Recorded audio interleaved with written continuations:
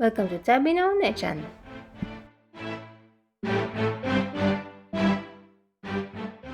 Hi, this is Tabi na Onechan, which means Lady of Adventures.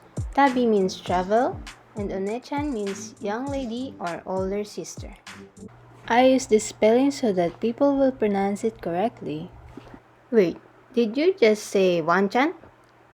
Wanchan means dog in Japanese. I make travel videos, sometimes videos of parks and other nature places which I think are most suitable to visit depending on the season we have here in Japan at that moment.